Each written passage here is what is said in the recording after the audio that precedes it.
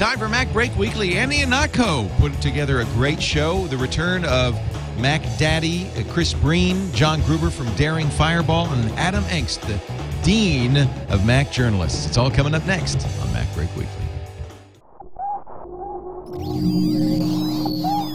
Netcasts you love. From people you trust. This is Twit. Bandwidth for MacBreak Weekly is provided by Cachefly at CACHEFLY.com. This is MacBreak Weekly, episode 248, recorded May 24th, 2011.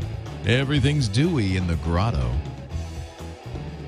MacBreak Weekly is brought to you by Text Expander from Smile. Save time and effort with Text Expander by typing short abbreviations to insert text snippets you frequently use. For a free demo, visit smilesoftware.com/MacBreak. And by Hover.com. Hover is domain name registration and management that's simple. For Hover's transfer concierge service, free for our audience, go to hover.com/MacBreak. And by GoToMeeting, the easiest, most reliable online meeting service. For your free 30-day trial, visit gotomeeting.com and use the offer code MacBreak. It's time for MacBreak Weekly, the show that covers your Mac news, your Apple news, your iOS news. And the host of our show today is not me, because I've been lazy, and I allowed Mr. Andy Ihnatko to do all the work today from the Chicago Sun-Times. And that's your punishment for being lazy. You wind up with me as the host. I think it's great. You did a great job last week, and you've reassembled our star panel from last week. There you go. Well done. Would you like to introduce our panelists? I very much would, in alphabetical and non-denominational order. First, we have Chris Breen from Macworld, host of a fantastic head of hair, for which he gets way too much credit. Right. Because underneath that hair is almost as important his voluminous knowledge of iOS, music, and everything involving squiggly lines and dots on lines that go like this. Chris, how is it doing? It's great, and thank you so much for that fine introduction. Already you're outstripping me, Andy. Can you tone it down just a bit? Oh, don't worry. I had my last caffeine about 3 hours ago. It's going to be kind of fun about 53 minutes from now. Good. Okay. Before we move off, Chris, though, is that Steve Jobs press film and television headshot behind you, or is that someone I don't recognize? It's like Marlon Brando. It's actually Jeffrey Tambor. Oh, Jeffrey Tambor. All right. Yeah, it's my one autographed celebrity photo. A friend of mine in Hollywood, I was doing some tech support for him, and he said, "I will get you an autographed picture of anybody." I said, "I want Jeffrey Tambor, and I want him to write 'Hey Now' on there because it was just after Larry Sanders." And sure enough, hey now, there's Jeffrey Tambor above Chad and Jeremy's The Ark, which was their Sergeant Pepper. Wow. That's wait a minute. I'm sorry, my head is reeling. Chad and Jeremy had a Sergeant Pepper? They did. Yes, along with a lot of other. Gary Lewis and the Playboys had a Sergeant Pepper as well. Okay. I'll take it. I'll take your word for it. Okay. Actually, in so much as Jerry Lewis's son did a whole bunch of drugs and then recorded an album, not in the sense that they recorded an epic shaking album, correct? After getting back from NAMM, he took a lot of drugs, and then he did the album. So it's I'll put that one up next time I'm on. Okay, you're off to a great start. I should warn you, you probably need another 18 or 19, including Eliza Minnelli, before you have enough photos for a New York deli. But excellent start. You could not, Jeffrey. I got to applaud Jeffrey Tambor. He wasn't a Mel Brooks. He was in 2 Mel Brooks movies, and The Grinch That Stole Christmas. So we got to applaud that. Next in alphabetical order, Adam Engst, the titan of Mac electronic publishing. He's killing the newspaper and print industry, but saving trees at the same time. Adam Engst of Tidbits and Take Control ebooks. How is it going, Adam? It's going fine, Andy. Thank you. I was checking my hair, but I just when Chris is on, you have no chance. I think, Adam, you could have a Twitter account, The Hair of Adam. I think you could. I think you could qualify. We could start that right now. Something to be said for the fact that we all have hair here. Well, we don't know what Andy's got. He's got a hat. Oh. No, see what I've got is a bad haircut and the desire not to really, do my hair before the show. So that's why you realize that it's 2 p.m. here in the East Coast. That's awfully early for me. Yeah. So I really can't. I can't be expected to notice here that as long as we're talking hair, John's got us all beat. I mean, look at his hair. Yeah, that's some fabulous hair. It's a full black hair, and the rest of us, oh boy. That's okay. I mean, it's. I'm. See, Leo. See, this once again. Your punishment for not doing your preparation. We're about 10 minutes in, and pretty much we're just talking about hair care products now. So long as we're committed, John. Now, do Let's you go like all to in. condition, shampoo, and condition? Because I read in Vogue that's what you're supposed to do, like for that sort of 60s, like ultra sheen sort of thing. Because I don't like to put a lot of product in my hair afterward. So it's always separate shampoo and conditioner. Those 2-in-1s never work. Should you shampoo every time you shower, or get on like a rotation schedule? Because I don't want to strip the calcumin from the sheet. I have a script. I have a Perl script that tells me. Is that open source? Can you put it on? Yeah, it's on GitHub. On Google Code. I'll give you the link in the show notes. Awesome. Already, we're off to a. And oh, by the way, John Gruber from DuringFireball.net. Do you have anything non-hair related that you'd like to say to introduce yourself?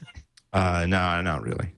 Do you have Harry Shearer? comment Do you know on how that? Harry Shearer used to do great stuff with the satellite feed? They don't do raw feeds anymore of the network news. And I think the best thing he ever had was Dan Rather talking to the stylist before he's about to do the CBS Evening News, saying, I didn't wash my hair last night, and I'm thinking of not washing it again today. Does it seem to give it some body?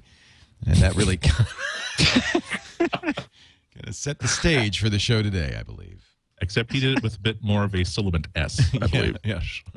I don't have enough shine and manageability. Hey now, where is Hank Kingsley when we need him? Yes. Well, yeah. At least we got it all over Jeffrey Tambor. Yes, He's cue ball, total cue ball. Although I hear he's playing Steve Ballmer in the movie epic of the Microsoft story. Well, it's a lateral mood from Enda Turnblatt and Hairspray. You have to admit. Yes. That you're still like in a form of drag. You're still doing a lot of dancing and jumping up and down. Only at least when he does it on stage, it's an age appropriate thing for him to do. So. So, well, now, after all that, I think we should take a commercial break. Okay. From our good friends at Pantene, Pantene Pro. For the active on-the-go sedentary lifestyle of the tech columnist, it's easy to neglect your personal hygiene, but not so much with your set it, wet it, and forget it line of Inner Glow pomades, gels. If we do in fact get Pantene on the network, Andy, I think I'm gonna have to send you a commission.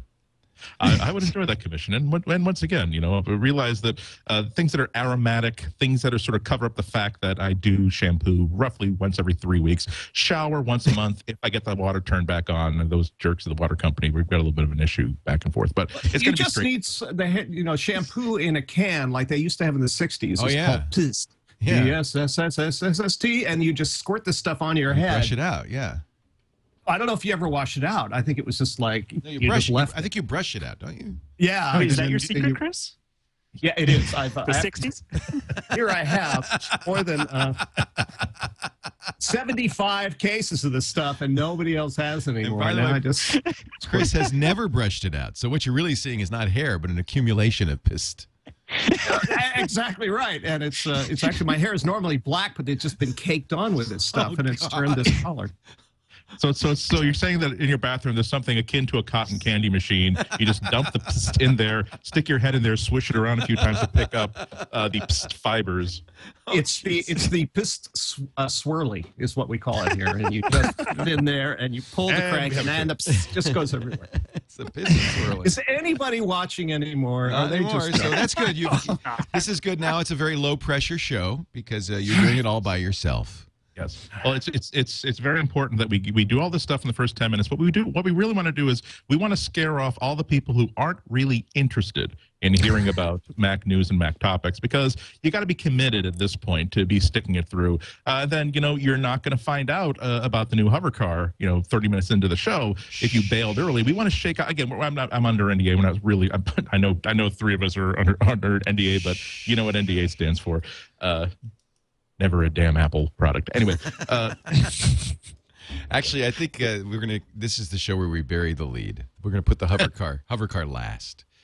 Or we may not get to it all because there's a lot of legal stuff we can be talking about, and that's way more interesting. Nothing better than lawsuits. Than a flying car with a 21 gigawatt laser front mounted. So I guess the one big piece of news that we got yesterday was Apple finally came out of the trenches and made their face known in the Lodsys lawsuit kerfuffle, which was about to become a malarkeyous bit of rhubarb. It's finally I think a lot of people were waiting for Apple's comment after all these iOS developers start getting hit with these demands for licensing fees for in-app purchase and subscription quote technologies have been wired up into their sites. At the sites and apps, but it was really a lot like when that scene. I tweeted this yesterday. It was like when that scene in Avatar where that cat lady said, "Enwa heard you, she heard you," because that's Apple finally came out and really guns a blazing. Because I mean, would you like to be in a public forum, no less, attacked with language like this? And this is a letter from Apple to Lodsys, which I'm quoting directly. We might get the explicit tag, so if you got young ones, cover their ears. Claim 1 also claims a memory that stores the results of the user interaction and a communication element to carry those results to a central location. Once again, Apple provides, under the infringement theory set out in your letters, the physical memory in which the feedback is stored. Just as importantly, the APIs that allow transmission of that user feedback to and from the App Store over an Apple server using Apple hardware and software. Indeed, in the notice letters to app makers that we have been privy to, Lodsys itself relies on screenshots of the App Store to purportedly meet this claim element. Wow. Oh, snap. He don't know he didn't. I mean, God, burn. I think burn is another. I haven't synchronated the snaps. Oh, come on, yet. Andy. You're missing the best part, though, when he gets into patent exhaustion. That's really where that's where the meat of it is. I've seen the pictures. I'm not surprised he's a little bit patent exhausted. I mean, anybody over the age of 22 would be a little patent exhausted after that. You know what I mean? No, I mean the thing that was kind of interesting, I found interesting about this, because I've been talking to some of these developers, and we're talking some really small fish here, frankly. And so with what Lodsys was claiming, I mean, these guys were, I mean, they weren't on the edge of being put out of business, but it wasn't much beyond that in terms of kind of how big a hit a legal battle is for a really small company. And so for them to have Apple come up and say, to Lodsys, basically, you're smoking something. You have absolutely no right to go around suing our developers, and you want to take us on? Come on, let's do it. That's really what it came down to. So those developers were really, really happy to see Apple coming back. I like Dr. Mom in our chat room who said they may be small fish, but you can make a rich stew out of many small fish.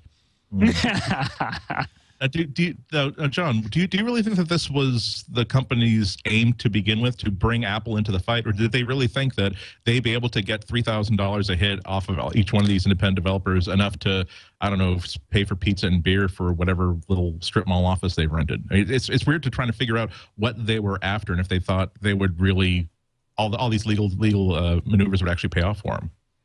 That's been my confusion with the whole thing from the beginning, because I would have to say that so far it's played out pretty much exactly as I thought it would. I thought we'd get a response pretty much like this from Apple.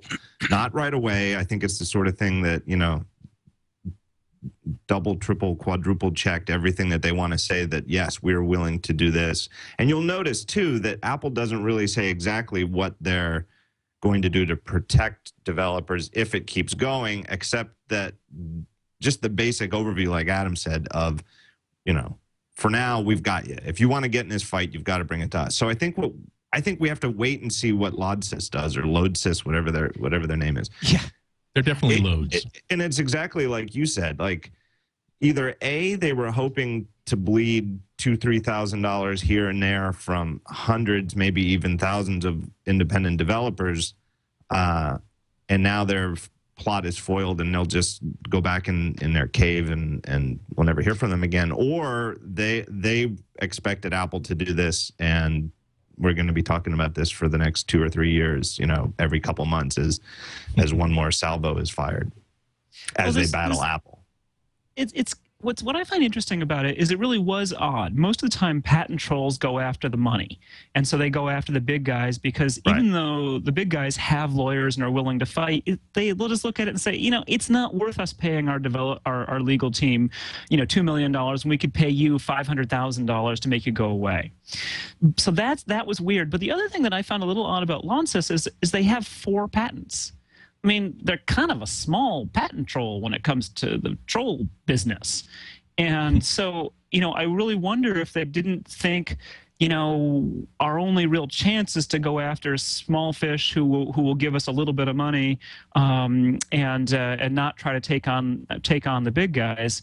But the whole thing really does seem pretty confused because they said themselves, Apple has licensed their patents, and it's pretty clear that once you've used a patent, once you've embodied it in a product, you can keep going with that, and that's what Apple did. That's what this whole patent exhaustion concept is about, and the Supreme Court ruled on that in 2008 pretty clearly.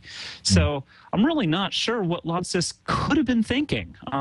And it especially because their patent was more specific than a lot of people are thinking. It was in-app purchasing, but it was specifically in-app purchasing for upgrades to the exact app. So it wasn't subscriptions, and it wasn't game levels and things like that.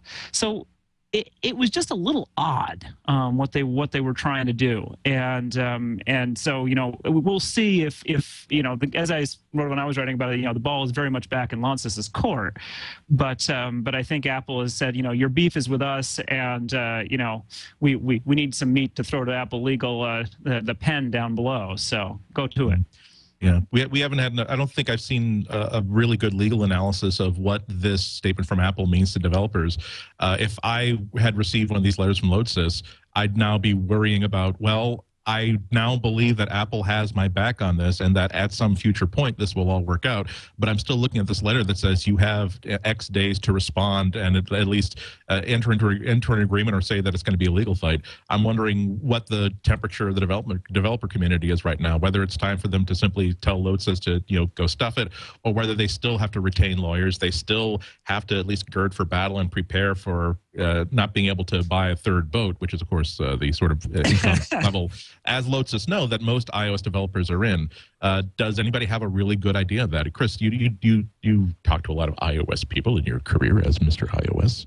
The sense I got from a lot of people, simply from Twitter streams, is a massive sense of relief, and that nobody sounded like they were going to pursue this with Lodsys. Basically, they were going to file this away in a drawer somewhere and figure that Apple was going to take care of it. And I think this is a tremendous message that Apple is sending to its developers, because clearly, even regardless of the problems that some developers have had getting their apps through, this was a nice demonstration of support from Apple, that Apple is basically saying to them, yes, we really do need you, and we're going to cover you on exactly this kind of thing. We don't know what this means for the future, but I think for now, Apple is clearly saying, not only to Lodsys, but lots and lots of other patent trolls or people who want to come in, we have a massive legal team, we have a lot of money, and if you mess with us, we're going to come and hurt you. And we're going to hurt you for years to come, because we're happy to take on outfits like Google and Nokia, and you, patent troll, are nothing to us. You are dust beneath our feet, and we will grind nothing. you. You are slime. The lowest of the low. Well, the other thing, as far as a patent troll goes, that was fascinating was the way Lodsys, after the whole thing broke, started posting all this stuff on their blog about, you're being really mean to us. We're not trolls. We're a patent holding company. It was that scene after, like, the state senator gets caught in a motel room with 3 flight attendants. It says, "Let me set the record straight. I have failing eyesight, and sometimes I need people to read these laws affecting your children to me. And it has really good acoustics at the Bel Air motel motor inn. Have patent sex with that woman." Now I'm sure that we can put this all behind us, and I can just start processing these checks coming in right away. I just needed a roll of toilet paper. Also, Yeah, Apple sort of like zinged them a little bit by saying, "Okay, know this line in your own website when you're defending yourself, in which you said that we Apple are licensing your technologies." Yeah, you know what? We're glad, and our lawyers are glad, and we're sure that a judge seeing this case is going to be glad to see that you admit that we're licensing your technologies. We're going to send you a nice basket of cheeses in lieu of the tens of millions of dollars you thought you were going to get from us as a consolation prize. Thanks for playing the trying to sue a multinational global brand that has about $80 billion in cash. And a building full of lawyers. Yes. Right. I think it kind of gets to the heart of did this guy Mark Small, who seems to be the only guy, I think, at Lodsys. I mean, he does answer the phone when you call. It's questionable whether the guy whose patents they are still has any kind of stake in the matter. Like I think he kind of claimed to Matt Honan at Gizmodo, dug into it. And it's unclear whether he's involved at all, but it seems like this guy, Mark Small, is Lodsys. And I presume that he is like a patent lawyer or at least some sort of lawyer and was going to, whatever the negotiations are, he was going to, it's not like he's spending money on lawyers. I guess it's his own time. I would, if I had to place a bet, I would think that he just did this on a lark or on a flyer and was hoping to get, couple $1,000 from developer A, 1,000 from developer B, here, there, and this constant stream of, 0.5% of revenue going forward. And that I get the feeling, especially from that blog he wrote, or he called it a blog. It seemed weird, but that he was very, very surprised at how public this went instantly, just by sending out a handful of private FedEx delivered letters to these developers. Like, I don't think he knew what he was getting into in terms of just how big the tech industry press is and how they jump on things like this. Oh, and particularly related to Apple too. It's not like he's going after some small time tech company. This is Apple. So anything that's connected to Apple is certainly going to get a lot of press. And the people who use Apple products, they have a certain loyalty to a lot of these developers. So, if you go after somebody like Craig Hockenberry, people are going to care about it, or James Thompson. Right. We know that. I don't think he did. I think he's very surprised. Yeah. I was doing some... There's one other interesting thing with this whole Mark Small guy, which is that it's a little unclear how he got these patents, because he said there's only 4 of them. And some stuff I was reading was suggesting that they were temporarily owned by Intellectual Ventures, which is Nathan Myhrvold's company, ex-Microsoft guy. Yeah, and so that's how Apple ended up licensing them, and then somehow they then move over to Lodsys, and that's how Mark Small gets them. And so, Nathan, despite his good pedigree as a former CTO of Microsoft, actually is a little bit of a patent troll himself, I think. A little bit. Well, Intellectual Ventures has 30,000 patents. Yeah, I'm sorry, Patent Holding Company. PHC. He's a fook. Defender of the rights of inventors. Let's not poison the well. Yes, and do it that way. But yeah, I was talking to a bunch of IP guys. They're telling me that it is it's become a lucrative enough legal business that it is possible, if you are a lawyer with a practice that wants to expand, to take one of those 3-day seminars at a Ramada Inn, in which they will tell you, here is how to make money in in suing companies for abusing patents. And there's actually it's not as bad as the Donald Trump make $1 million in real estate infomercial. But it really, he made it sound as though it really is, you receive 2 colored binders that explain, here's how to find patents that are vague enough to be of value. Here's people you can hire to try to find companies that might be abusing that patent, or at least do a bad enough job that you can scare some people and give you a couple $1,000s. And here's a spreadsheet that will help you figure out how much it's going to cost for you to actually fight the 2 or 3 people who aren't going to knuckle under immediately. So it's almost as if this is turning into a turnkey business that's going to be advertised on basic cable some weekend.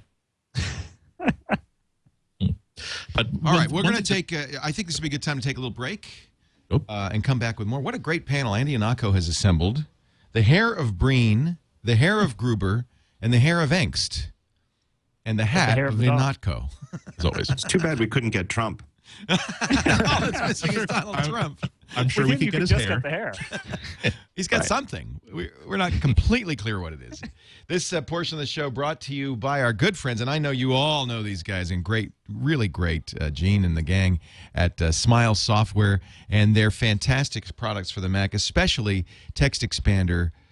If you don't use Text Expander, you're really missing out on perhaps simply the most useful tool on the Mac. It's also on iOS, as a matter of fact, although because of the limitations of iOS, it's not quite the same. I love it on the Mac because I do a lot of email boilerplate, let's face it. People ask me the same things frequently, and anytime I see that I'm sending an email out more than once, I just select it. I go to my menu and I say, make a snippet out of this. It automatically is part of Text Expander. I add an abbreviation, and from now on, anytime I want to say that, I just type. Everybody probably has different ways of doing this. What I do is I take a word, like for instance, if somebody asks me for my shipping address, I'll take ship and I'll put an extra S, SSHIP. Whenever I type SSHIP and hit space, I love the little pop sound, and it fills out my shipping address. It's so fantastic. Email signatures with web addresses. There are probably people who use it for Twitter. Anytime that you are typing something more than once, Text Expander is incredible. By the way, not just text, graphic snippets. So you can put in actually a graphic signature. The new Text Expander 3 has some really nice, virtually programmable features. You can actually automatically create snippets with variables, so that you fill in the variables. You can use tab, return, enter, or escape in your snippet now. That's new, and that is, that means you can do paragraphs with returns in them and everything. It's completely APO-scriptable and shell-scriptable. Now we're talking. I tell you, I love the idea that I could use Bash to answer my email. I haven't done that yet, but someday my Bash script or my Perl script will answer all my email. You guys must, is there anybody here who doesn't use Text Expander? You can be honest. Andy, I can't get Andy to use anything. He won't use Quicksilver either. And I know what your rationale is. If I put this on my computer at home and then I use another computer, I'll miss it. Folks, I've seen people who are power users of Text Expander. It's especially, what you didn't mention is that it's especially handy on the iPad, because it's a service that so many other iPad app developers are taking advantage of. And it really makes, for me, it makes much, much, much, much, much bigger sense on the iPad, where sometimes you... I guess because you don't want to type so much, huh? Well, because it's harder. I type just sort of mutant fast on a regular keyboard. So I find that by the time I learn and remember what tags I've attached to everything, I've kind of forgotten about it. But on the iPad, it's kind of a difficulty to bring things up and to type things correctly, and sometimes you're not even holding it in such a way for fast typing. And in those cases, when I really need to blow through like 60, 70 emails in fairly fast order, that's when I'm really glad that I have Text Expander set up on an iPad, or when I'm writing a column and I need to basically blow through lots of text really quickly. You see, I've got variables here. If I type DDATE, it'll put the data in a format that I specify. I'm sorry about that screen. There we go. In a format I specify. It's a little different on iOS, but it's pretty awesome on iOS. Yeah. It just depends. Don McAllister did a great screencast, which you can see at smilesoftware.com. Merlin Mann on his Kung Fu Grip blog also has a great expose of the new fill functionality in Text Expander. This new 3.0 is... I didn't think you could make Text Expander any better. They have. It's fantastic. You can check it out for free at smilesoftware.com/MacBreak, smilesoftware.com/MacBreak. It's $34.95 if you want to buy it. It is on the App Store. And Leo, if you don't mind me pre-announcing something slightly, I'd also just like to note that we're probably just a couple of weeks away from take control of Text Expander coming out. I love it. Well, I use the Tidbits autocorrect library that you made. Yeah, that's fun. Oh man, you guys saved me so much time. So I know Adam's a major Text Expander fan. That autocorrect library is part of Text Expander. You can have some there's default libraries, and that you can add, and that's one of them. And it's huge. Yeah. Yeah, that was actually generated for me by a guy named Micah Alpern, who was a Princeton student at the time, and he said he was a terrible typist. This is 15 years ago now, and we were at Mac Hack talking about it, and I had figured out a neat feature in Eudora that would do this, and he's like, "Oh, I've got the library for that," and so he gave me the library, and we agreed that we would just make it completely public domain, and so I've made sure any kind of place like Text Expander, they have it and they can do it, but it's all sorts of common typos that it just fixes. And unlike the Apple feature in Snow Leopard, it doesn't use the dictionary, so you have to really have a typo and then it gives you the right correction rather than a word that it thinks you might mean. They've added more snippets. There's accented words, autocorrect. They have their own autocorrect. I use the TED bits, although I guess you could use both CSS snippets and HTML code. That's nice because for instance, I don't ever type bracket A href equals quote bracket space bracket slash a bracket. I just type HHREF. It fills all that in and puts the cursor right in the middle where I want to put the text. Things like that just make a huge difference. Well, anyway, I don't want to go on and on. Just get it, would you? If you're a Mac user and you don't have Text Expander, or if you have an older version of Text Expander and you haven't played with 3 yet, I'm really interested in doing the Apple scripting with it. I think there's just so much power there. Incredible. Text Expander. Get it from smilesoftware.com/MacBreak. We thank Smile. They're such great supporters of everything Apple and Macintosh. Gene's always at Macworld Expo. They have parties. They're just great, and it's wonderful that they're supporting MacBreak. Andy, back to you. Thank you, Leo. Yeah. Actually, the next thing I want to get into, and it's sort of like a two-pronged sort of thing here. This is probably the best statement of support. This thing with Lodsys, we're off a lawsuit, so we're off of legal. We've done Hair Corner, we've done Lawyer Corner, and those two do have a certain amount of overlap. I think you'll agree. I could have gotten into Harvard Law, but again, I lacked the necessary bouffant. But it's kind of interesting that all this sort of stuff is going down just a couple of weeks before WWDC. I always thought that a signal that these people at Lodsys did not know what they were getting into was the fact that they decided to engage in this action 2 weeks before Apple and every single developer of iOS were going to be in the same room together and able to have a million conversations with absolutely no email trail or paper trail. That's not using the old noodle, pretty much. But it really does. It's rare that developers seem to get such a clear statement from Apple that we're on your side on something. I mean, historically, well before Mr. Jobs came back, it's always been developers always felt as though Apple is here to block us, to defeat us, to make things more difficult to us, and for us and to abuse us. Now I feel as though that's no longer the case. I believe that developers now feel that Apple is here to abuse us, to be mean to us, to ignore us, to make things more difficult for us, but they also are here to make us money, so now it's suddenly okay.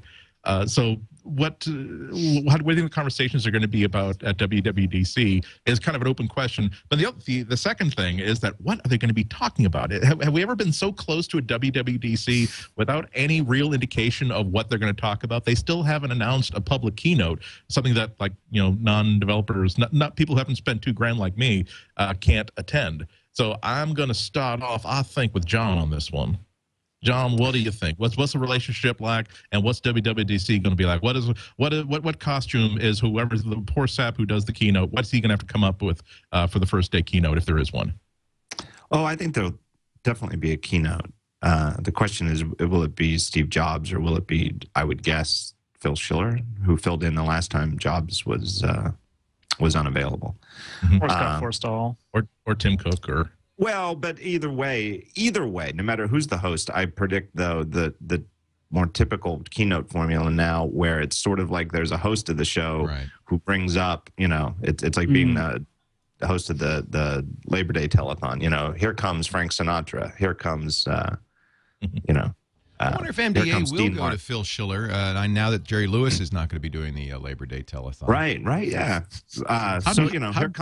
Here comes Forstall to talk about iOS 5. Here comes, somebody else to talk about this. But I do agree with your larger point, though, where in the broad sense, really, there's almost nothing. It's this vacuum of information. I mean, the iCloud thing, everybody acts like, well, we know they're going to talk about iCloud, but that's just because somebody got it on the record that Apple bought the domain name, but nobody knows anything about what it does. I mean, we have ideas. Everybody has their wishes of what they hope it does.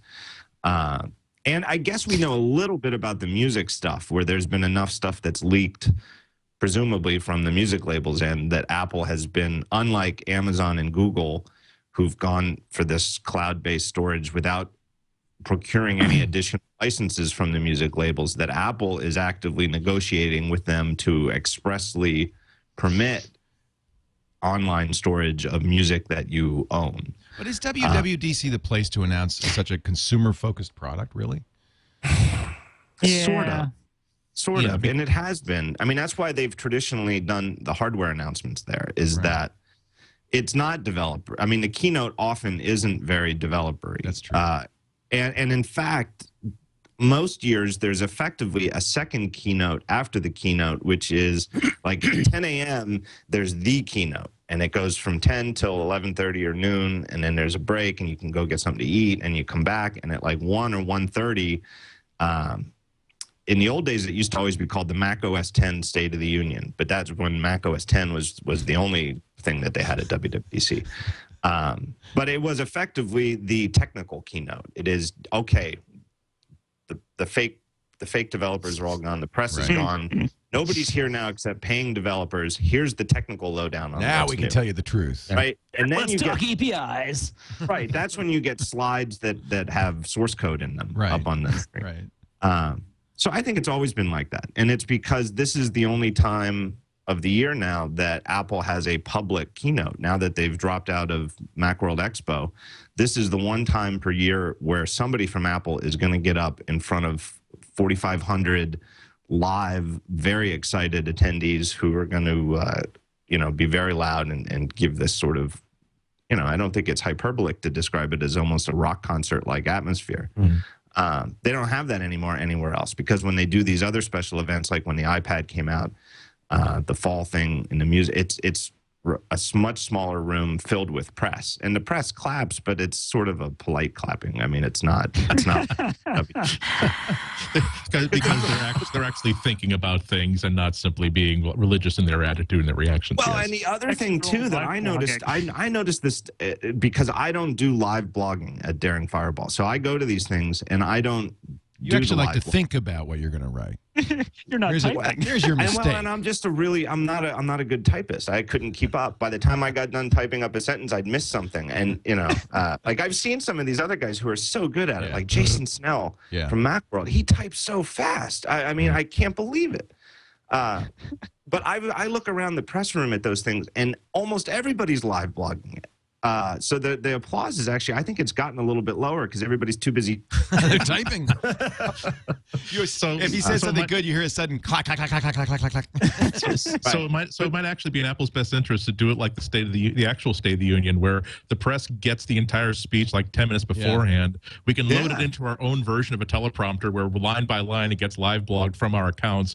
Meanwhile, we'll have our fans free to applaud and also take illegal pictures that we will also be live blogging. If they would only just stream the damn thing, then everybody wouldn't have to live blog it. Actually, that is interesting. I wonder what Google does that with all of their tech keynotes and most of their events. I'm wondering why Apple now can't. They certainly can't say that they don't have the technology to stream. Well, they did it. They did it the one before last. Right. So they actually, and a lot of people were there live blogging went, oh. So it will be commentary now. And actually, I preferred that. I liked having people not have to say, and then this, but instead they could sit and think about it for a couple of minutes and say, I think this is what this means, and give you much better insight into what's actually happening, instead of trying to snap pictures without Apple PR coming over and slapping you in the back of the head, and then posting those and posting what's happening without the benefit of anybody jumping in and saying, well, back up. This is important because of this. Sure, you get a chance to do that later, but I like that, seeing that in the stream as well. Well, and I think, I mean, what the live blogging is doing is it's putting a lie to the whole fact that this is some kind of private event that only the press gets to go to. With the live blogging, everyone in the world can basically get, the live transcript. And so I think Apple would actually be better off to webcast the whole thing, let everyone watch for real. And that way they're saying what they want to say, and it's not going through this filter of what Jason and Dan Morin can type really quickly, or what Jackie Cheng and Clint can get pictures of. I mean, I watch these things when they come out because I often don't fly to the West Coast just to be at an hour and a half talk, and they're useful. But I really far preferred it when Apple just webcast the whole thing. Yeah, I mean, I'm very much on the fence about whether I'm even going to be going to WWDC this year, chiefly because there are things I need as a journalist. There's things I need to get that I can only get there live at the event to justify my spending $1,000 to fly out there and be in a hotel for a couple of nights.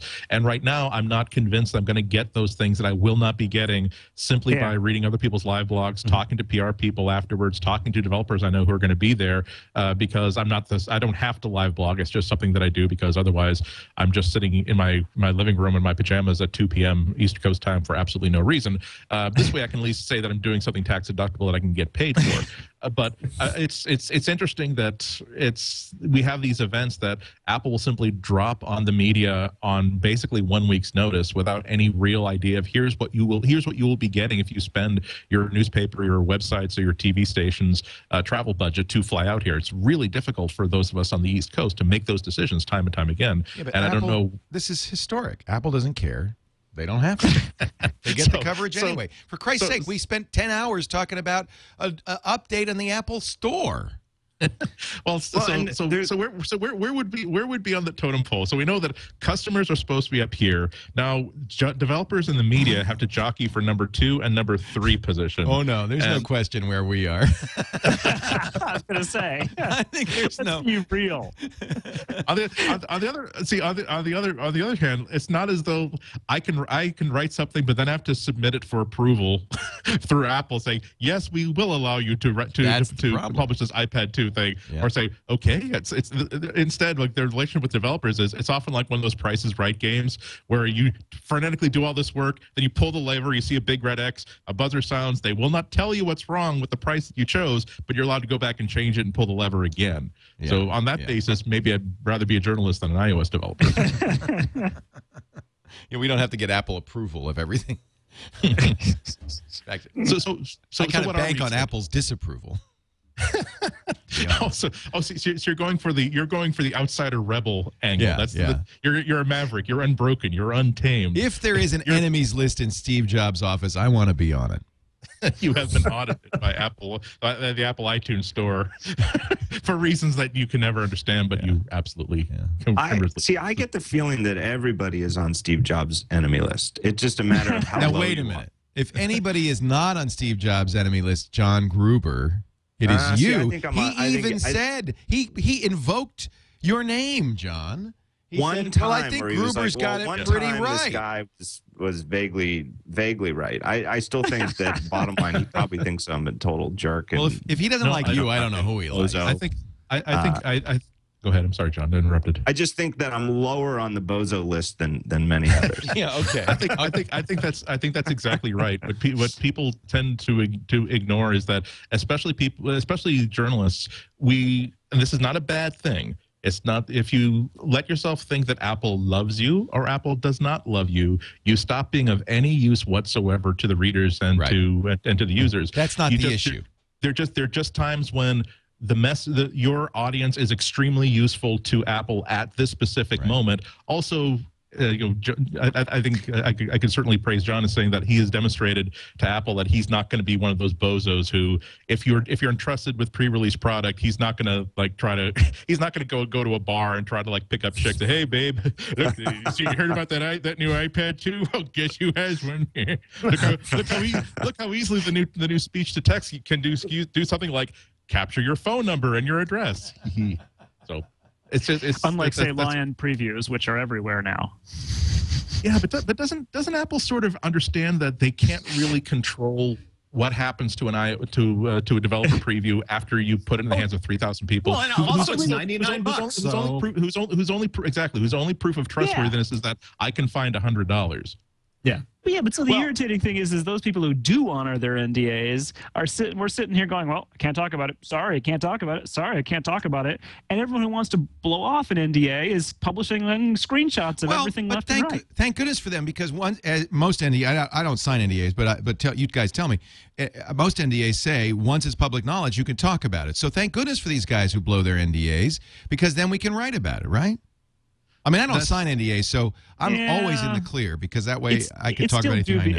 It's still a little questionable, because yes, it's a question of public knowledge, but as a journalist, you can usually say that you are writing about an event, but nonetheless, it's not something you wish to necessarily get into with Apple Legal if you can avoid it. That's why I don't sign And again, anything. if you sign an NDA, say, hey, I'm not going to talk about this. Usually you're not going to talk about it, until it's public, and Apple didn't make it public. Someone else leaked it. So, yeah, it just feels a little sleazy sometimes. Yeah, you really have to understand what the intent of the NDA is. And while if I'm on a live podcast and someone asks me a question about pre-release developer-only software, no idea who would do that. That's why I'm Buster the Wonder Silence Dog. Yes, he doesn't ask me stupid questions while we're live.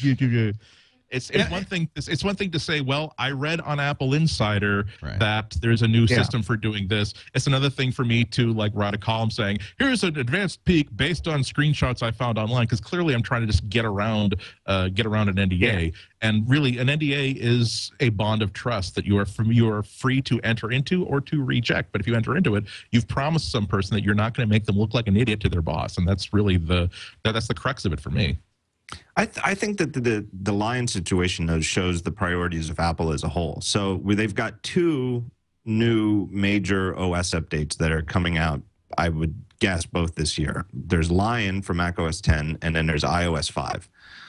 So Lion, there's a developer preview that's been out for months, and they even have a little promotional site on apple.com where they show you some of the features that are in Lion.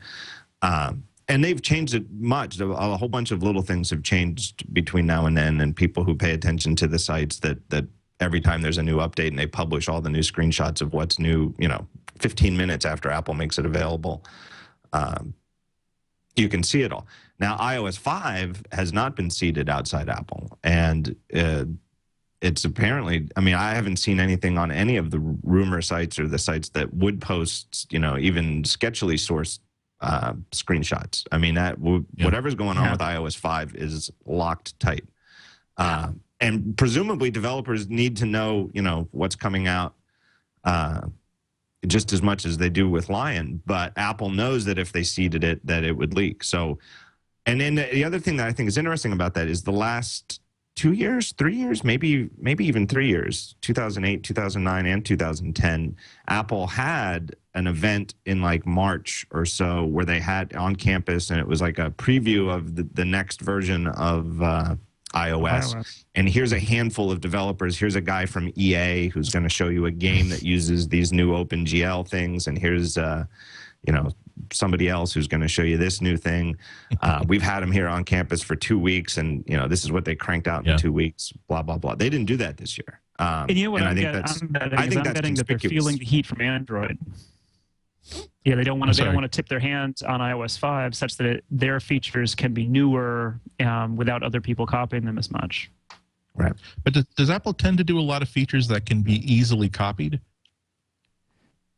Right today, not easily, today, but they can be copied in ways that are sort of today, Steve Ballmer, the editor Turdbland of the tech CEO industry, was on a big stage showing what the next version of the Windows Phone OS is going to be, and it has a lot of really nice things, but most of them are speech to text. Okay, let's do that. Or okay, support for Twitter. I think we can put that in iOS if we wanted to. Whereas Apple tends to think, well, how do you copy AirPlay in such a way that it looks anything like the way that AirPlay works, for instance? Well, you could talk to Google about that in their new music service, because I think largely it was half an hour of them going through, well, and we took this from iTunes, but we changed that name, and we took this, and we're not calling it Genius, but we're saying it's ingenious. Yeah. And, here's feature X, Y, and Z that all came directly from iTunes, and yet they just renamed them and said, like, isn't this fantastic? It was great in iTunes 3 years ago, and maybe it'll work on your platform as well. Yeah, I thought that was curious too. Now, actually, let's talk a little bit about iCloud if we could. Before you do, let's take a break. Speaking of the cloud, let's thank a sponsor before you thank a sponsor, and then we'll come back and talk a little bit more. Andy Ihnatko is here with Chris Breen, the Mac Daddy from Mac World Magazine, MacWorld.com, and Adam Engst from Tidbits.com, who really is the Mac Daddy. I think he's been writing about the Mac longer than almost anybody.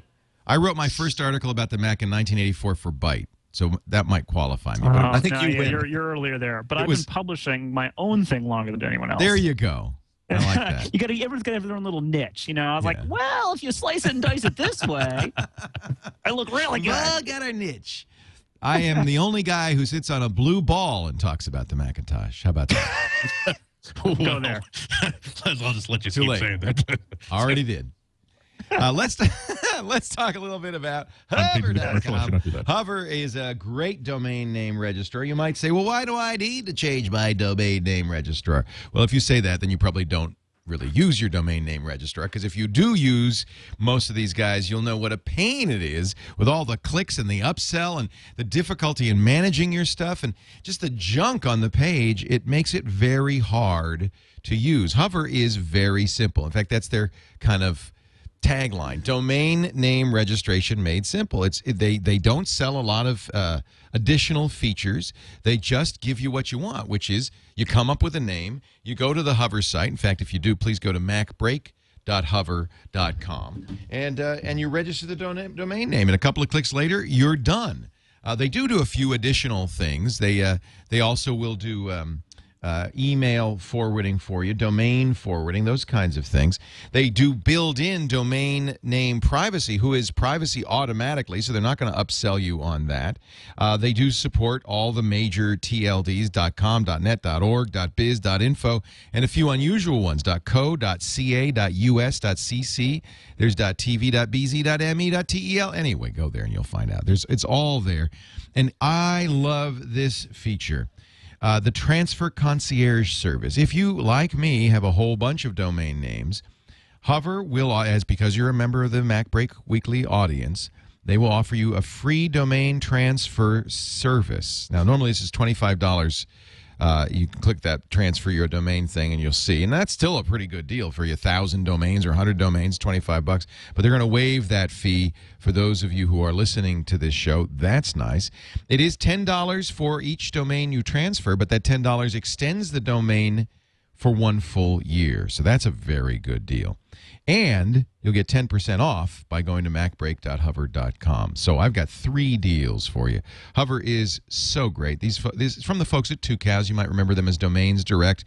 They've rebranded and I think solved a lot of problems by just making it as simple as can be. Anytime I need to do a domain name registration, I just go to macbreak.hover.com, and it's a couple of clicks of the mouse, and I'm in and out, and I love it. Great domain management tools as well. If you don't have a web page, this is a good way to start.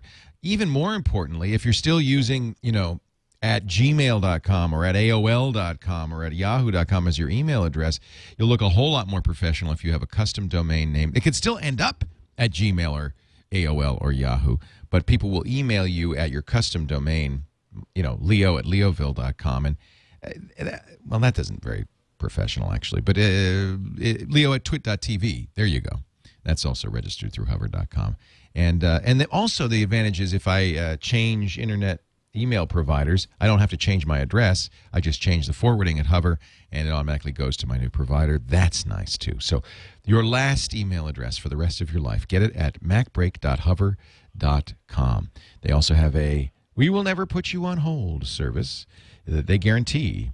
If you call during business hours, Monday through Friday, 9 a.m. to 8 p.m. Eastern, you will not be put on hold. They will solve your problem. And I get so many tweets from people all the time who say, Hover had the best service. They really, solved my problem. They fix the issue.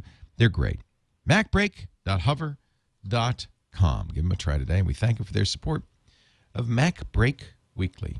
And a personal testimonial. I had 3 domains at deadelephants.com. Yeah. And I transferred those over to Hover using this very deal, and it worked out beautifully. Thank you, Chris. Really, really easy to do. Yeah, we've transferred also from dead elephants. Go to die? They want to. Yeah, they're too big to live. Look at Mr. Big Shot at geocities.com webpage isn't good enough for you, huh? Fine. Me and eWorld are doing just fine. Thank you very much. I've been using the Google Music service because I went to Google I/O and I got the invite for some time. It has some advantages, say, over Amazon service. For instance, I can upload 20,000 songs, but I have to upload each and every one of them. I've got about 8,000 songs on there right now. What's nice, though, is they show up on all my Google devices without having to download them. They stream. But Google's missing a big piece of what Apple presumably would bring to the table, which is sales. They don't sell music. It's weird. It seems I got it about a week ago myself, and it took about 5 days for my music library, just the subset that's on my MacBook to upload. I know that's 5,000 songs, but it shouldn't take that many days for that little amount of data to upload.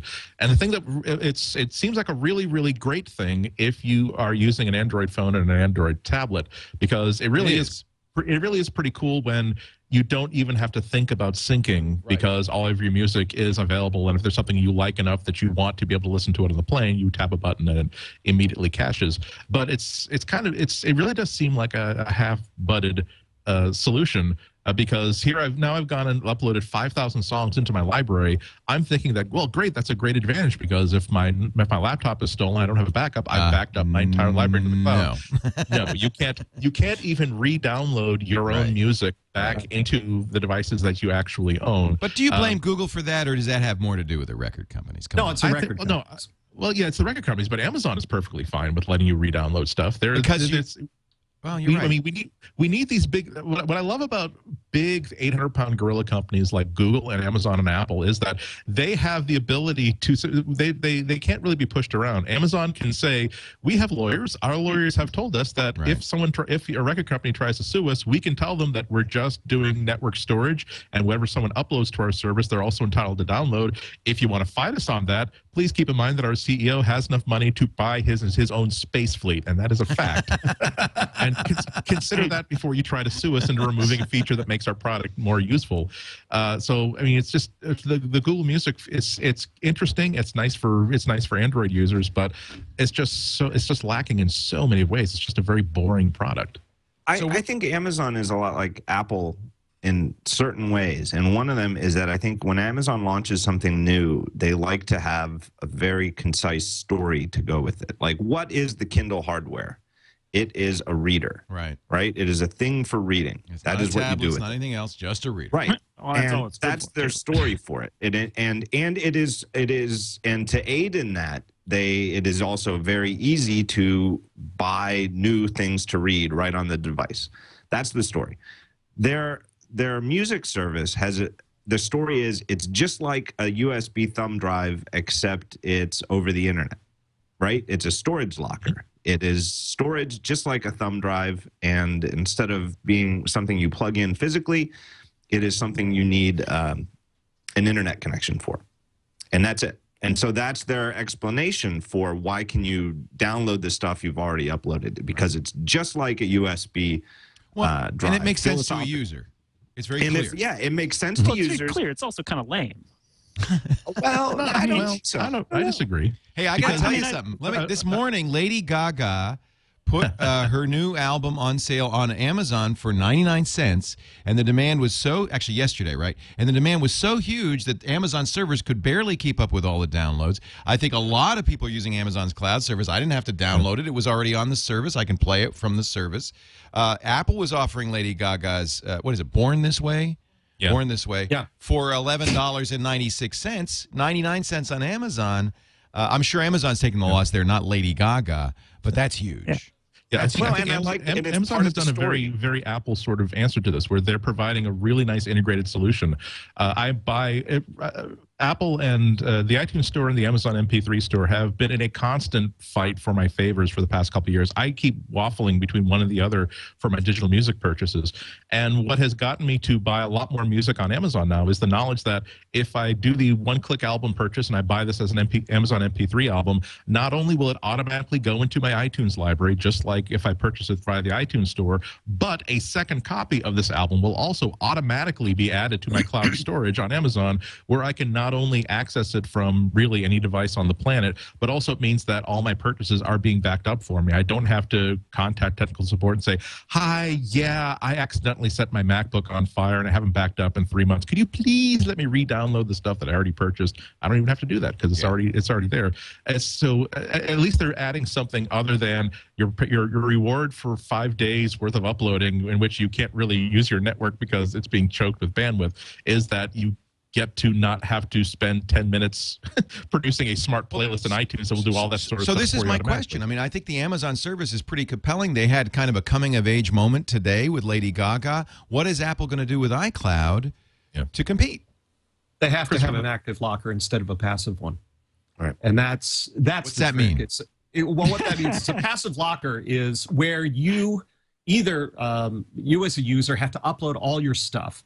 So it demonstrates that you own it. So if I have it on my computer, I upload it to the cloud. Therefore, I own this stuff, regardless of where I got it initially. In the case of Amazon, they have to go through this sort of goofy gavotte in order to. You've purchased it there, and they take an additional copy and they put it on their server, so that presumably, if the RIAA comes over and says, "We want to see Chris Breen's copy of." Dazed and Confused. Oh, certainly. Let's just open this locker here, and here it is. And look, it's got his name on it. It shows that we have that. But you said the key words, the RIAA. That's why they do it.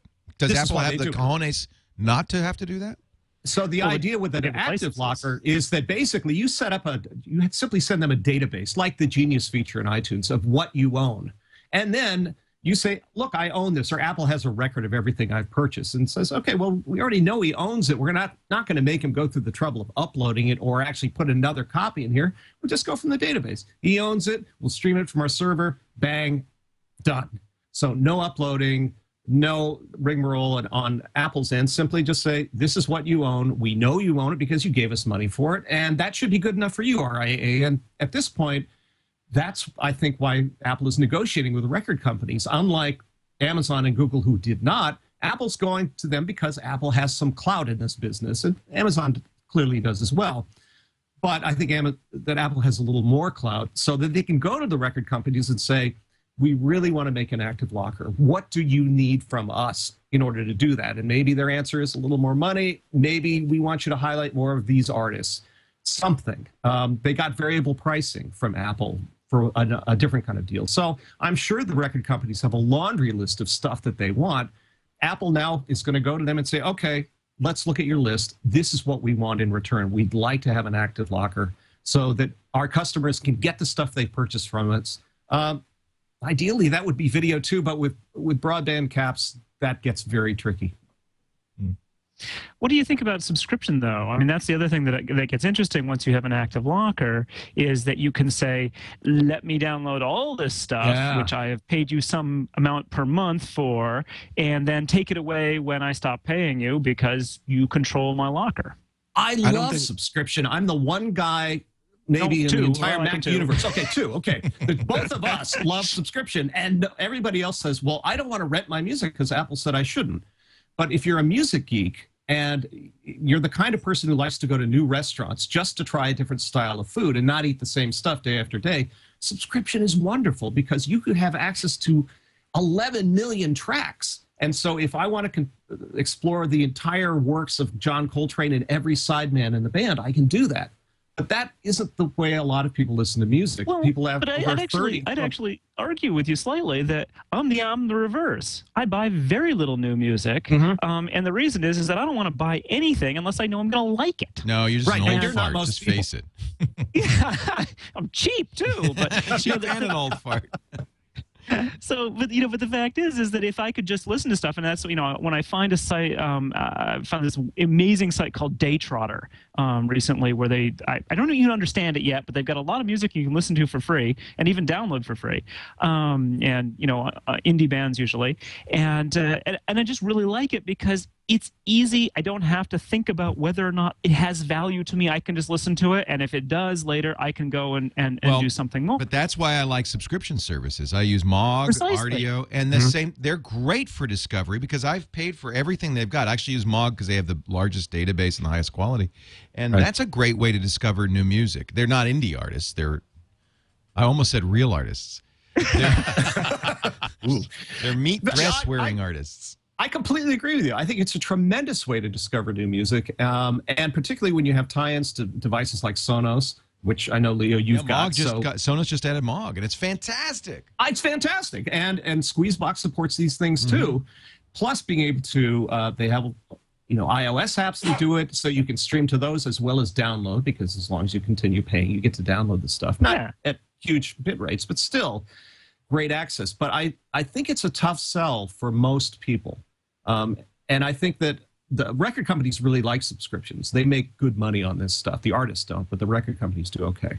But I think Apple is going to shy away from it because they like that iTunes model. They like you buying stuff from them. And I don't know if subscription makes financial sense to them. They're doing quite well as they are now. Right. People clearly get the iTunes Music Store because it's, I forget how many billions. I mean, literally billions of songs sold.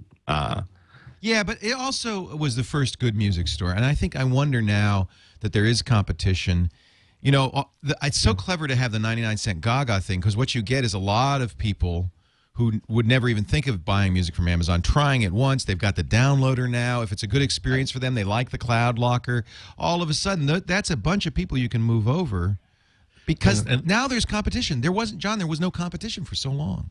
Yeah, no, I think Amazon's music service is great. I think it's, And for a long time, we debated on this show. Alex Lindsay always said, oh, it's too hard to use. It's too hard to use.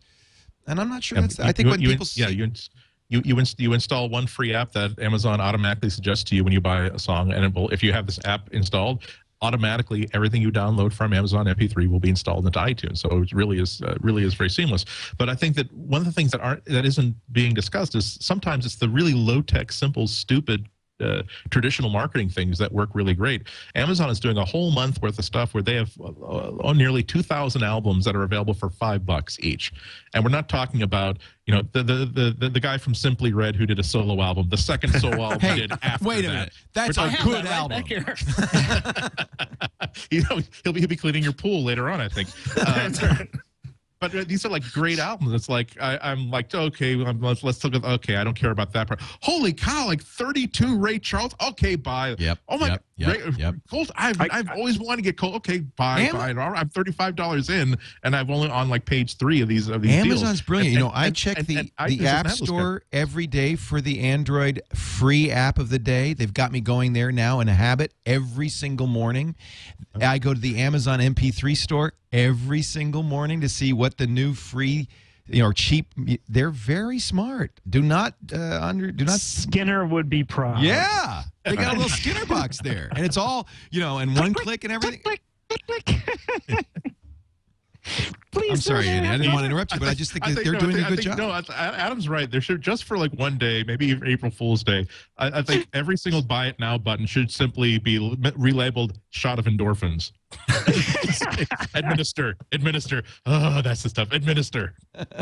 I also think that with Amazon, with their incredible discounts on these things, and I'm the same way, where a lot of times somebody will just Twitter, hey, Ray Charles is a great example where it's like, or Frank Sinatra, like, here's this great Sinatra album from '61. Amazon's got it for $3.99 or something like that. And it's just so stupid cheap that you're like, well, I've got to buy it, right? You're not talking 99 cents for a song. When you're talking like $3, $4, or $5 for a whole album, it really is like, it's the point, like what do they call the stuff at the checkout counter? Impulse buy, right. And yeah. It's can't like getting 8 tracks at a garage sale.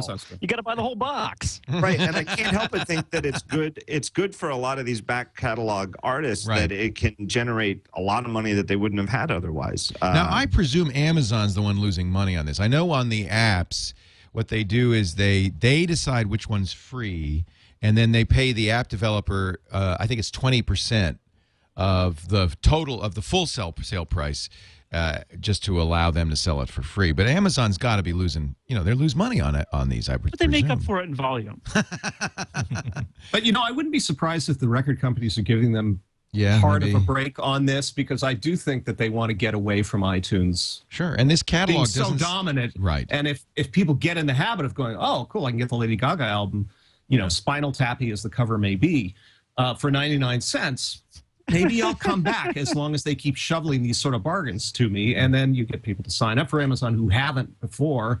Now they've got you on their mailing list. They can send you out and say, hey, by the way, you love that Lady Gaga thing.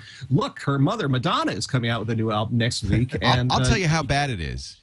I almost bought Jay-Z's first album because it's on sale this morning for $3.99. I don't even like Jay-Z. Yeah. But it's $4. But it's $4. And it is his first album. It's like you're getting $6 for free. Come on. Right. You're making money on the deal. I was this close, and maybe I will, because it's $4. But I do think Amazon is doing for music a little bit what Apple did for apps, where they've taken the prices to this low level where, I mean, and that's not like everybody's making a lot of money. And it's just like with the App Store, where there are thousands and thousands of developers with 99-cent and $1.99 apps who are only making they're lucky if they make a couple $100 a month. They're not doing it as a career. It's not a lot of money, but a lot of developers are, and they've changed the dynamics of the price times quantity equals revenue from the way it used to be before the App Store to now. Like in the old days, shareware, or whatever you wanted to call it, indie software, like even $9.99 was considered super cheap. Like lots and lots of utilities were, started at around $20. I mean, in the $15 and $10 price range was the low end. And some of the apps you can get for 99 cents are just astounding. You can just tell huge amounts of work went into it. And presumably, if they're doing well, it's because you're making way less money per sale, but making so many more sales than you ever did or could have imagined before, that it makes up for it. And I think Amazon does that with music. I think that some of these albums have got to be selling so many more copies at $4 or $5 than they ever would have at $11. Well, and if you're Ray Charles or even Jay-Z, and you're selling this catalog, and you sold, 500,000 at $3.99 yesterday, that's all good. That's all golden. Yeah, and part of it is just keeping back catalog music alive. Right. People were asking, like the survived members of the Beatles, why would you do something as crikey as license your music to Cirque du Soleil? Why would you do something like do a video game based on it? Why would John Lennon's estate allow like old footage of John Lennon to be used to advertise a car in Europe? And the answer always comes back because it's Yoko's fault. Well, I'm sorry. Isn't that the answer? If you're a Beatles fan, you know that love is the answer, Leo. I'm sorry. Love. I lost my hippie card. But they always bring up a point that because our generation and the generation that came right after us grew up with familiarity with these people, that we know who Sinatra is, we know who the Marx Brothers are, we know who the Beatles are, but there are new generations that were born in the 80s and the 90s who didn't grow up with that music coming out of every single radio and every single TV set, and so they need that. It's valuable to them. If they're not making a lot of money on these $5 albums, at least it's getting people who are 18, 19, 20, 21 to buy a Ray Charles album, and maybe associate that with a really good performer that they'd like to keep plugged into. There's actually another interesting fact I've learned about people who are in their probably, well, at this point, early 20s, late teens, early 20s, which is that popular culture has become fairly fragmented, so they don't have a lot in common with one another. Oh, that's interesting. And so I've gone to, I'm in Ithaca, so I go see things at Cornell quite a lot. And when students have to come up with costumes or themes or things like that, they often go back to the 80s, even the 70s, 60s, because that's what they have in common still because of their parents. Oh, you think that's why? Because I noticed that in high schools, too. They're listening to classic rock, and I'm thinking, What? It's because all of the other stuff is so fragmented that everyone has their own little niche market, Right. but everyone still knows who the Beatles are. Right. I think No, you're right. it's because today's music is no darn good. It's true. It's stinking music, all this noise. It's noise. The rap music today gives me a headache. It does, me too, and that hip hoppy stuff it musses my hair. You know, I can't knock the hustle, man. I can't knock the hustle. When I was a kid, our trousers were straight. These flared trousers. I don't get what how do you walk with those damn flared trousers? Waistcoats too. I saw a kid going to school without a waistcoat. And without spats. No spats? What if you splash some mud on, some horse poo on your shoe there? And now while we each add an additional onion to our belts. Hey, we want to do our picks of the week, but Danny, I know there's a few more stories you want to cover. Or not. Actually, we've been talking and having a good time. I think we can go right to picks of the week. Okay. I will save the jackpot question. Unfortunately, there was going to be a winner of this week's jackpot question for the panel who was going to win this beautiful, handsome Jim Lee Batman bust. No. But if I save that for another time, then I get to keep the Batman bust for another couple months. So let's go right to that pick of the week. Ruined this. Oh. We're going to take a break, come back with your picks of the week. Mr. Chris Breen, Andy Ihnatko, Adam Engst, John Gruber. But before we do, I want to thank our friends at Citrix, who make so many great remote access products, including the fantastic GoToMeeting. GoToMeeting saves me a lot of headaches. We do, unfortunately, we have a lot of meetings. I get off the air every afternoon when Tom does TNT, and what do? I go to my office, and it's conference calls with vendors, with contractors, with people who want to work with us, people who want jobs, and it's great. I mean, it saves me a lot of time. I don't have to travel all over the place to meet people, to talk to people, to pitch people. But a teleconference can just be deadly, and you hear the other guy on the other side, and you can just tell he's answering his email, or he's searching Amazon for a great deal on Ray Charles records, and it's just not. It's just not satisfying. So the reason we use GoToMeeting here almost every day is because it just makes, first of all, it's easier to set up a meeting. You can try it right now, Mac or PC. You put GoToMeeting on your system by going to gotomeeting.com. Click that Try It Free button right in the middle there. I think it's, what color is that? Orange? Kind of orangish. And tell them when they ask for the promo code, use the promo code MacBreak. MacBreak. And you'll have 30 days free of GoToMeeting. Now that it's on your computer, anytime you're going to have a meeting, it's funny. We've got a code in the office. I'll send you a G2M, and I think sometimes people have no idea what we're talking about.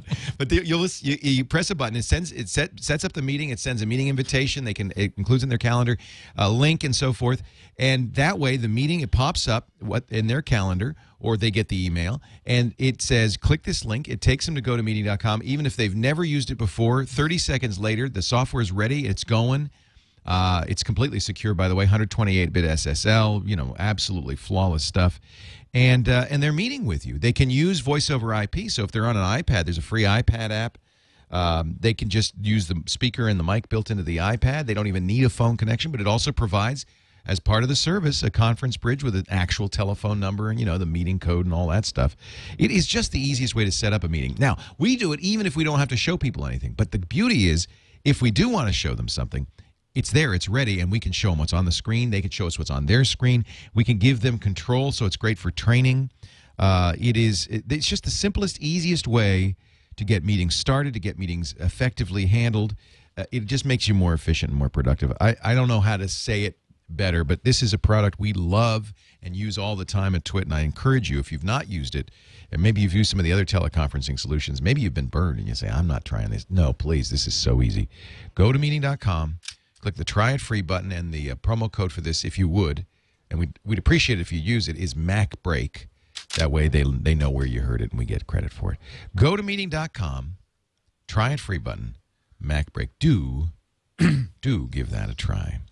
Also, we don't judge. So if you want to treat it more like gotohome.com, so you can stay at work, stay at the bar, not have to tuck your kids in, it's just as good for that. Your money's just as good. You know, it's actually true. I was sitting out in the yard back here with the flowers, and it's beautiful, and the birds are singing, and I've got my iPad in my hand, and I'm doing a meeting here, and it was just kind of cool. And I plugged in my iPhone headset, and it's just like sitting here doing a meeting. It's kind of fun. It's kind of cool. You don't feel like you're working. You just want to be the stereotypical Californian who, like, everyone on the East Coast is in a conference room with suits and ties. You're like, hey, with a glass of Chardonnay, glasses, medical marijuana card. A word of advice, though: if you were in the hot tub, turn the bubbler off, because it really annoys them. And don't say, hey, Bunny and Cherry, come on in. The water's great. No, you don't need your bikini tops. That kind of thing doesn't go down well, I just want to say. Yes. That'd be a good use case for those coasters. I pushed it a little far. I'm sorry. For one of those noise canceling things. You know how like the Nexus S and the iPhone 4 have that extra microphone and it filters out like crowd noise? Yeah. You need one for hot tub bubbles. Hot tub bubbles. Just filters it right out of that. Now, Leo, is there like a PayPal contribution to pay for your smoking jacket and ascot when we finish building the Twit mansion? You know, the Playmates and I have really enjoyed the time. I believe I hear Moby sitting up near the grotto for a number. Let's listen in. I have some influences, but I have to say, House Party is a huge influence. If I could make Little Laporte's Jammy Jam. If I could make the Twit Cottage be like the Playboy House Party of tech. Well, I look over here. Mark Zuckerberg's chatting up one of our producers. Mark, tell me about the latest with Facebook. I would just love that. Can I be like the really crappy oil painting artist who wants to paint everything and be treated like a serious artist, even though he's just like a cigarette ad maker? Leroy Neiman, I know who you're talking about. Andy Ihnatko's over there doing another great painting of Cassius Clay. How's it going, Andy? But I have to wonder, whenever we do our Hefner imitation, why do we always go to Jim Backus instead? I know. Well, there is a little lockjaw. Lovey, we're going to go down here. Lovey. May say Miffy and Biffy over up in the Hamptons. I'm trying to find my pipe. Because Hugh Hefner only wished he could be as sexy as Jim Backus. he only wished he got some of the action that Mr. Magoo got. I do have the smoking jacket. Call him Mr. Magoo for a reason, you know. I have both the smoking jacket and the pipe, so I'm ready to go. All right. Yeah. All we need is a grotto. And about a barrel of penicillin. And people sitting around kind of snapping their fingers to us as we... They were like, I can't get an reception here. I think actually, I may be wrong, but didn't they have Legionnaire's disease outbreak in the grotto? I think they did. I'm not kidding. Anyway, let's do our picks of the week. I think I'm just going to go clockwise in our Hollywood Squares thing, which means we'll start with Mr. Chris Breen and his pick of the week. Okay. This is a pre-pick, which means this product isn't out. And I've never used it, but I already want it. So good. I don't care. I've looked at pictures and say I want that. Good. This is made by Alesis, or it will be made by Alesis, the music instrument manufacturer. They do good stuff. It is called the IO dock, and the idea is it's made for one of these. It's made for your iPad, and so you slip this thing into this dock, and it puts the iPad at an angle, and it provides. It's a mixing board, essentially. So you have two inputs, both XLR as well as guitar plug inputs. You have phantom power, so you can plug your mic in there. If you have an expensive mic that needs phantom power, it will work with that. It has a foot switch if you need to use a sustain pedal or something that's plugged into it. On the side, it has a MIDI in and out port. It has volume switches. You plug a power thing into it. It has headphones. It has a main output. And the idea is that you plug this thing into your iPad, so you don't need to use the dock connector or the camera connector anymore, but you put it into this thing. And most music applications will work for it. So if you use GarageBand on the iPad, it just works. So now you can plug your guitar into this dock instead of a dongle, as well as a microphone, and then switch between the two because you can't record both channels simultaneously. Supposedly it's coming out in June. It looks like everybody's going to sell it for $200. This looks really cool. It looks really cool. And it'll work with GarageBand, right? So yeah, it works. They show you a demo of it working with GarageBand. although they're just advertising it now, and some places still have the old name, which I think was called SoundDock. So it shows you it's just coming together at this point. Look at all those knobs and buttons and switches. It looks so cool, man. It looks very cool because trying to do MIDI in particular on an iPad is a challenge. And if this thing really works and Apple really lets it happen, I think it's going to be a fabulous device for musicians.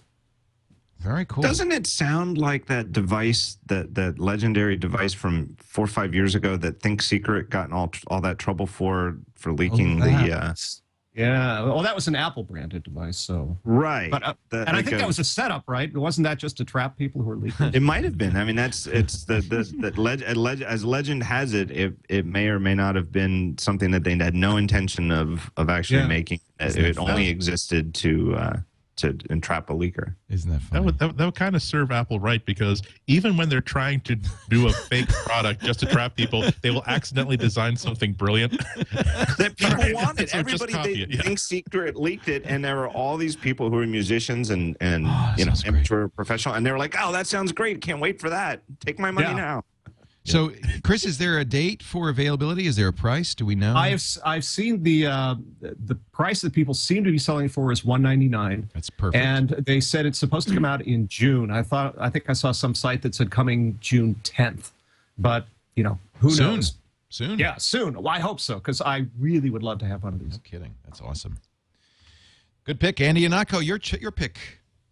My pick is a really awesome enhancement for any calendaring program you're actually using. It's called Fantastical, and it's by a company called Flexibits.com. They make some other really cool stuff. But I love it because I've never been able to get into iCal. I know it works okay. It's been around for 3, 4, 5 years, but I still tend to use my inbox as my scheduler, where I just sort of kind of remember that, oh, that's right. Let's start off with, it's May 1st. Let's make sure we know all my appointments for the rest of the month. Obviously, if I know I'm flying to Sweden at the end of September, I know I'm flying to Sweden at the end of September. At some point, I check my inbox and I get the dates and I get the times where I need to make arrangements. But I just cannot get myself into the habit of tabbing over to iCal, click, type the right date, click, type the date, click, type the description. Fantastical is incredible because it just puts a calendar icon in your menu bar. Okay, you've seen that before, but you haven't seen the way that it works. You tap it and you simply type in pretty much natural English what the appointment is. So I can type lunch with John at the Sizzler the second Saturday in November, and it will actually... Exactly. Send him an invite. It's all you can eat bacon shrimp night. and it's doing like really that subtle things to realize that, okay, John is the person I'm meeting with. The second Saturday in November. Does it pull his contact from address book? I don't believe it pulls contacts, but you can actually watch it. The great thing is you can actually watch it during it does this drop down that you can see behind me right now. It does a drop down calendar, and you can actually see it populating all of the fields of the appointment as you type. So it's making guesses as you go and sort of visually confirming that it's guessing correctly without actually stopping you doing anything. And 9 times out of 10, you just simply type a sentence that describes who you're meeting with, where you're meeting, what day and what time, and it will just simply result in a really well done calendar appointment. And it also will give you just a quick drop down of here's what you got coming up today and this week, so you're always dipping in to check to see what you got. Now, number one, I love it because it takes a function that I should be doing with just by discipline and letting me do it because they've given me a really good tool for doing it. The second thing, though, is that it's a very, very pretty app. I don't think you could build this app for any other operating system because the other operating systems don't have that kind of aesthetic. It doesn't have that sort of mandate that says it doesn't have to, it's not good enough if it's just functional. It also has to be pretty and it has to look good and it has has to work really, really well. It's a delicious app, definitely. Yeah, I mean it's really just terrific.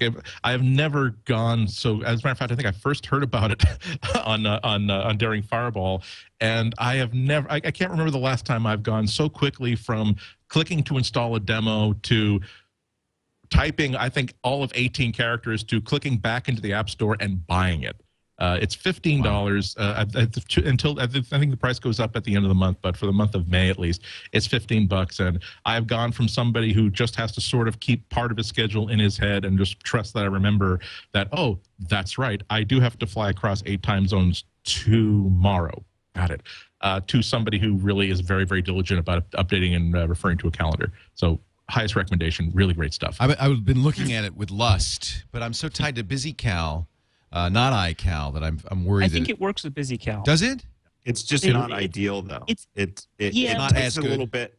What happens is, I think, and I hope I'm getting this right, but I think I am, because I use BusyCal too, and I now use Fantastical, is that it doesn't integrate directly with BusyCal. So when you enter an event in Fantastical, and then you go to BusyCal a second later, it's not there yet. You have to wait for the CalDAV syncing to kick in. So you subscribe to your iCal calendars in BusyCal via CalDAV, and then you'll get it.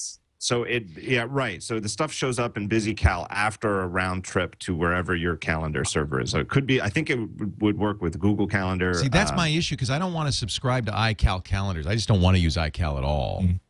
So well, it's not iCal, it's CalDAV. So it is. It's like IMAP for calendars. Okay. Right. It's like if you use MobileMe. Right. So like if you use MobileMe, it goes both ways. And I'm pretty sure that's how Google Calendar works. I think it's CalDAV. So if it works with Google Calendar, I'd be very happy. The only difference, see, with iCal, it's a direct talk. It talks directly to iCal's storage on your file. So 1 second later, after you've entered an event in Fantastical, you can go to iCal and it's already there. BusyCal, it takes a couple seconds because you have to wait for the syncing. Right. But it does work. It works. I do wish it had a couple features. I wish I had the ability to set a reminder for it right in the middle of that confirmation. I wish I could drag a file or drag a URL or drag an email into it, because time and time again, I do find myself saying, well, having to go into iCal just to add the tag, oh, please email me about this to remind me 1 day in advance. If it just had but 2 extra lines in that form, it would be absolutely perfect. But good heavens, it's so completely worth $15. That if I found out that the developer had broken into my house, gone into that big fishbowl full of change, taken out 2 fists of quarters and left a note saying, I took $15, here's your license, I'd say, okay, I'm upset you didn't tell me beforehand, and I hope you tell me which window you open to get in, but I can't argue with that. That's a very good product. Thank you. It is now time for your pick of the week, Mr. John Gruber. I will give you my pick, but first I will just add, on top of Andy's thing with Fantastical, and I'm not making this up. I think 500 people have made the same observation before, but with iCal, there's this rule of thumb with Apple products where you can tell which one Steve Jobs uses and which one he doesn't. And and with iCal, I don't think there's any doubt that he looks at his calendar in iCal. But you know that he doesn't enter his own events. No. Right? Somebody else is doing that. Click on the day, click on the month, click on the year, click on the time, click on the minute, click on the second, click on the 100th of a second, click on the thousandth of a second, click on the AM, PM. You know that he doesn't enter his own events. And Fantastical, it's like, just like Andy said, it's like you get to be a guy with an assistant where you just say, look, I'm having lunch Tuesday at noon. Right. And that's all you type. What have I got for 2 people? Becca, are you out there? All right. Get out of the grotto. I'm sorry. And bring me a daiquiri while you're at it. It's a new iPhone weather app. And I know that there's 10,000 of these weather apps. And I like weather apps. Ben Brooks, I think, did the greatest thing. He did one of those write-ups where he went through the App Store a couple weeks ago and did a survey of 20 different weather apps. And it's sort of, you're looking, and we're all the princess with the P when it comes to weather apps, where everybody wants a little bit more. Everybody wants more info than you can get by looking out your window, but we don't want to become meteorologists. Right. Everybody has this sweet spot in their head of just how much information you want, but you want it to be super, super fast. So I often go back to Apple's weather app because it's fast. You just launch it and it doesn't take very long at all to get updated info, but it just doesn't tell you that much more than the temperature and whether there's any chance of rain today or not. You know what I want? I want the dew point. So Shine is a new one that, for me personally, hits the sweet spot. It is very attractive. It does the dew point. It does dew point, I believe. For the Grotto. When you go, so it opens up with what you see right here on the screen. But if you scroll down, it gives you a sort of, not scroll down on the webpage, but scroll down in the app. It gives you a hour by hour forecast for the next few hours, which for me is a huge deal. And it's what I don't get from Apple's weather app. It's like, for example, I'm coaching my son's t-ball team, and we have practice every Monday at 5:30. So if I'm going to cancel practice because of rain, I kind of need to know not just whether it's going to rain at all today, because if it's going to rain at night, we're still going to have practice. I kind of need to know what are the odds that it's going to rain around 5:30. Yeah. And Shine does that, but it doesn't weigh you down with all that stuff that makes you feel like you should be doing the weather on TV. And there's plenty of other apps that are great for that if you really do want radar and all these other things. But for 99 cents, this app to me is great. Now, the only downside is that it's U.S. only right now. That's the biggest downside, is that I don't think it has international weather. But if you're in the U.S., really, really worth a look for 99 cents. And you need dew point. Right. Right. Dewy. Everything's dewy in the grotto, Chris. I was wondering, but I think so. I think that's where you. Dewy-eyed, dewy lips. Yeah, actually, I believe that Dewy Grotto is our twit pinup for November. Adam and your brothers, Huey and Louie. Huey and Louie. Your pick of the week, Adam. Well, this is a little along the lines of Chris's in terms of I haven't actually used it yet, but I am dying to find a little bit of free time to start going through it. For those who are word processor fans, because you actually write, one of my favorite word processor of yesteryear, I'm sort of looking at the web page over here on the iPad, Nsys Writer Pro 2.0 just shipped with the most amazing release notes I have ever seen. I didn't even know they were still around. It's been 2 years since this major upgrade. And, I mean, okay, so you know how Apple release notes work. Fixes for stability and reliability, and it takes, and if you're lucky, they outline 2 or 3. Well, I actually did a search and copied the release notes for Nsys Writer Pro 2.0 out to BB Edit and did a line count on it. We're talking over 500 changes. It took them 2 years. They've been busy. Yeah, and you look at the top ones here. They did track changes. They did drawing tools. They did watermarks. They did a vertical ruler. They've got savings PDF with all the wonderful PDF goodness like links and tables of contents and all that. They can do link to inserted images on disk. They've got, they improved their commenting. EPUB. Yeah. Suddenly, I've never really gotten back into Nsys Writer Pro since macOS 10. They were too slow in coming to macOS 10. I used it in Classic for years and finally had to give it up. And Nsys Writer Pro has always been sort of a good effort, but never quite there. And if this thing lives up to the features they're telling me here, Microsoft Word, Pages, they've all got a serious run for their money, because this is one heck of a feature list. I was a huge Nsys fan for so many years. Oh yeah, macros. They've got they've got grep searching. They've got beautiful grep searching that anybody can use because it's graphical. If you don't know how to do all the fancy little grep codes, which I do now because I've become a BB Edit user, but I mean that's what I had to go to BB Edit after Nsys because I needed grep. Me too. Yep. So this is available now? It is available now. Just came out a couple days ago, and I said I'm dying to dip into it and start doing some writing. Universal binary. Yeah. Now I have a license for the first. I imagine I'll have to upgrade. Only $49. $49. That's not bad. It's a big for an upgrade. $79 if you want to buy the full version. I will buy it just to support them. I think they're great. They're great guys. Yeah. Good picks all around, and thank you all for a great show. Starting with Chris Breen, the Mac Daddy at macworld.com. Hey now. Jeffrey Tambor. Yeah, that's good. He's a good-looking fella. Nothing on you, though, Chris. Oh, well, thank you, Robert. And thanks for having me. I always have a great time here. We got to have you on more often. Anytime you want. I don't actually know how we could have you on more often than twice in the last 3 weeks, but we ought to do that. Okay. If we can figure out a way. All right. It's great to Just have you. set up a cot in the corner. Yeah. You want to move in, you can. Perfect. Thank you very much. Thank you for being here, Chris. Thank you to John Gruber of daringfireball.net. Always a great pleasure having you on, too. Thanks, Leo. I'm looking around. I can't find it. My office is a little dish. I was looking for my autographed picture of Donald Trump, but just pretend I'm holding it. Do you really have one? Come on. No, not yet. He's holding out for it, though, folks. Right. Also to Adam Engst of Tidbits, the longest-running Mac newsletter publisher in the whole history of the universe. I was looking on the top of my desk, which is unfortunately a little bit of a mess, for something to show off, and what I was looking for was my MOOF button. Oh, for those who really remember the history, this was given to me by Mark Johnson, who started ftp.apple.com on a 2CI under his desk. It was the first major Apple internet server. Wow, MOOF. So MOOF. Dog cow. MOOF. Yeah.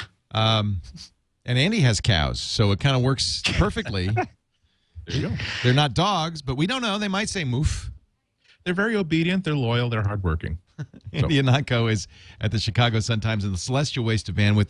I was thinking that I would be in France for the EG8 today, so Andy very kindly jumped in and did all the work, and then I canceled at the last minute. Jeff Jarvis is there, and he's already stirring up trouble. According to the Wall Street Journal, he leapt to his feet when Sarkozy was talking and said, "But what about first do no harm?" And Sarkozy shut him down. So we'll get a report tomorrow on this weekend. And there was some harm done, is what you're saying? There was. Well, Sarkozy, I can't remember the exact quote, but Sarkozy, kind of. This was the issue. Cory Doctorow said, "I'm not going to go. I was invited. I'm not going to go because Sarkozy has an agenda. He just wants to use our names to rubber stamp his draconian internet restrictions." And Cory didn't want to do that. To the credit of Jeff Jarvis and John Perry Barlow, both of whom went along with Jeff Bezos and Mark Zuckerberg, and I think Steve Ballmer's there. I think Bill Gates is there. A lot of big names. But to the credit of John Perry Barlow and Jeff Jarvis, who I know have that as their agenda, they're going to have to fight the fight, apparently. But it'll be interesting. We'll get a report tomorrow on This Week in Google. They packed a whole carry-on bag full of extra shoes just for throwing. Yeah! And I wish I could be there. I'm sorry I'm not, but I'm glad I could be here for this. This was a lot of fun. So, Andy, thank you for jumping in and doing the show. I appreciate it. Thank you all for watching. We do this show, MacBreak Weekly, 11 a.m. Pacific, 2 p.m. Eastern, every Tuesday at live.twit.tv. And if you missed the show, you can always watch anytime. We have audio and video versions available at twit.tv/mbw. Thanks, everybody, for joining us. Now get back to work. Break time's over.